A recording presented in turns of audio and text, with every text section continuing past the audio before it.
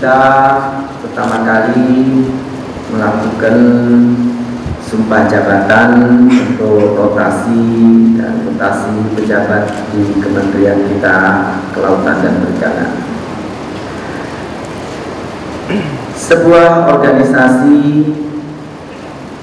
time to time, waktu ke waktu harus melakukan adjustment untuk memenuhi, memperbaiki, membuat program-program organisasi, atau kalau dalam kementerian seperti kita adalah untuk mendukung program-program pembangunan negara menjadi lebih baik. Organisasi waktu ke waktu membutuhkan perputaran dan refreshment. Bukan berarti perputaran ini negatif atau menjadikan satu tanggapan karena ini tidak baik di sana. Kita mencari satu bentuk di mana orang-orang dengan latar belakang beragam dievaluasi, direview kembali bahwa kemungkinan ini lebih cocok ditempatkan di tempat sini, ini ditempatkan di tempat sana, dan itu adalah sebuah kebutuhan yang sangat mendasar dari sebuah organisasi bila ingin organisasi kita ini dinamis.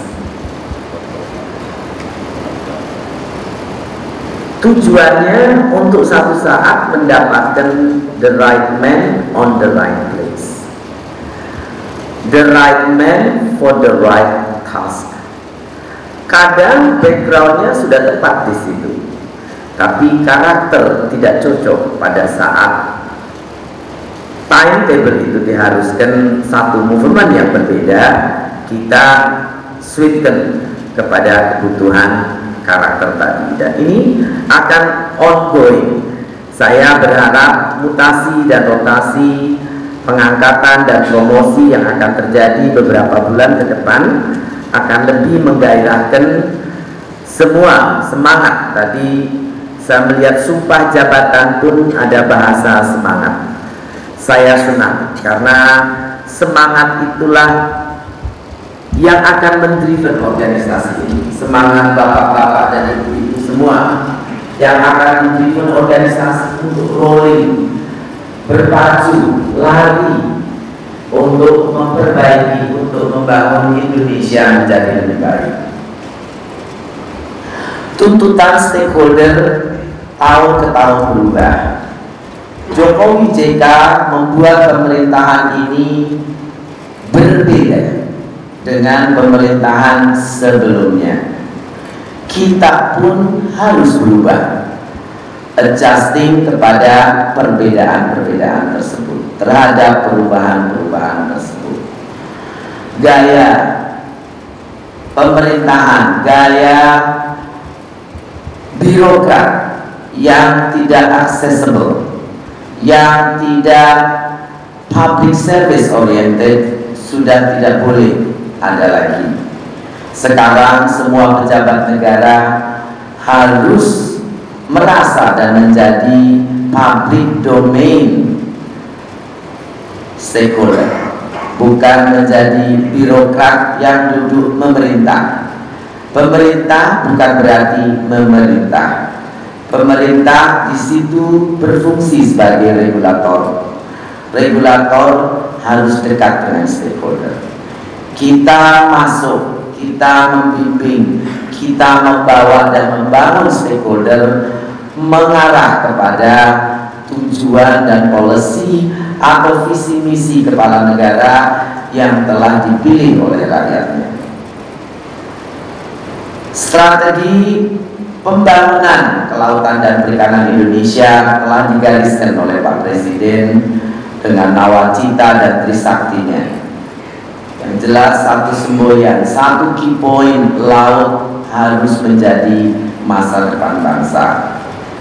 Berarti pengelolaan sumber daya kelautan kita harus dengan 3 titik penting. 3 poin yang sangat penting, dan itu harus menjadi pola dan pattern pointer dari semua presentasi kita. 1. Kedaulatan. Indonesia harus memiliki kedaulatan di wilayah perairan Indonesia, karena dengan kedaulatan itu kita bisa membangun ekonomi kelautan di wilayah kita. Bila tidak, maka asing, penjara, dan yang tidak memiliki perairan kita akan menguasai perairan kita. Pembangunan tidak bisa kita laksanakan, program kita juga tidak akan berjalan. Yang kedua adalah keberlanjutan, karena laut adalah masa depan bangsa. Berarti kita harus mengelola laut itu cukup dan bisa menghidupi generasi ke generasi, bukan hanya 5 generasi, bukan hanya 10 generasi, tapi ratus ribu generasi yang akan datang. Tanggung jawab moral kita sebagai regulator, sebagai tangan pemerintah, sebagai akademisi, sebagai orang yang dipilih, akan membawa kita pertanggungjawaban bukan hanya sekedar masa jabatan saudara, tapi apa yang kita buat, policy yang kita tulis itu membawa tanggung jawab seumur hidup kita.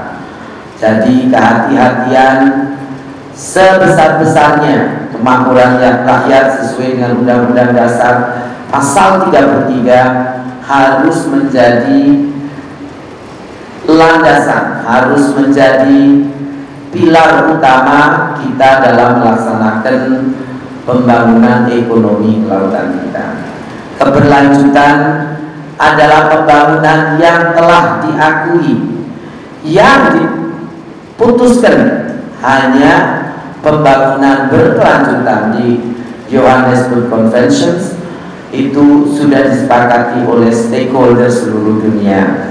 Bila Indonesia tidak mengikuti itu, maka kita tidak akan dihormati sebagai bangsa yang beradab, yang mengerti hakikat pembangunan itu bukan untuk hari ini saja. Yang ketiga adalah prosperity, kesejahteraan. Apapun yang kita lakukan, policy apapun yang kita buat, seyogyanya harus untuk sebesar-besarnya kesejahteraan dan kemakmuran masyarakat. Kemakmuran dan kemakmuran sesuai dengan Pancasila adalah yang berkeadilan. Disitulah kita wajib melihat seluruh policy kita itu tidak memihak kepada yang besar saja. Kita harus memihak kepada majority, bukan the biggest. Karena apa? Karena majority itulah stakeholder kita yang terbesar.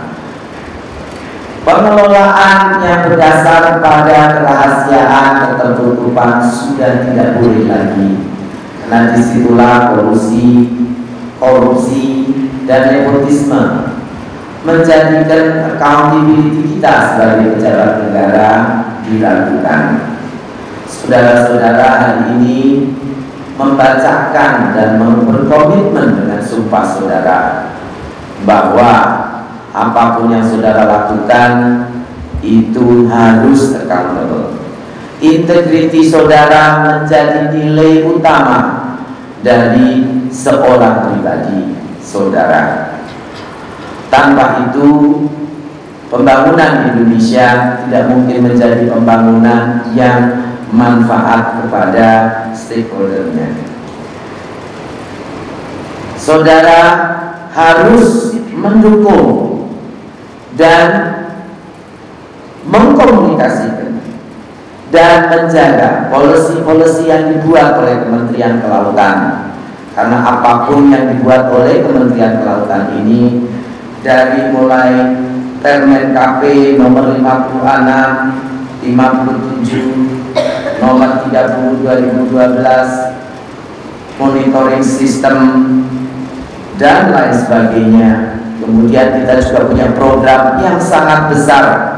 Program ini adalah pilar batu fondasi pertama kita untuk membangun perikanan Indonesia, yaitu pemberantasan ilegal, unreported dan unregulated fishing, yang telah menghancurkan dan mengambil sumber daya hayati kelautan kita luar biasa, yang menjadikan 10-15 tahun terakhir arah pembangunan industri perikanan kita menjadi secluded, eksklusif, dan tidak pada azas kerakyatan. Tanpa pemberantasan IUU kita tidak mungkin sukses dengan program-program kita, karena sumber daya alam itu sudah habis, sudah hilang, dan ini tinggal menunggu waktu. Pahami dan implementasikan tata kerja, mekanisme, prosedur yang berlaku. Pahami garis instruksi. Keputusan menteri harus dilaksanakan, tidak membawa pertentangan dan perbedaan di lingkup KKP, tidak menyerang dan mendiskreditkan kolega, juga kehormatan dan perilaku diri sebagai keluarga besar KKP. Saudara-saudara yang saya hormati, integritas dan akuntabilitas individu disatukan menjadi satu komitmen bersama. Itulah yang akan menjadi kekuatan pertama dan paling penting dari Kementerian Kelautan kita untuk memajukan Indonesia bahari yang hebat, yang dihormati, dan yang berdaulat di negeri kita. Demikian pesan saya. Mudah-mudahan KKP menjadi lebih baik, KKP menjadi penjaga utama pembangunan Indonesia di bidang kelautan dan perikanan. Akhirul kalam. Assalamualaikum warahmatullahi wabarakatuh.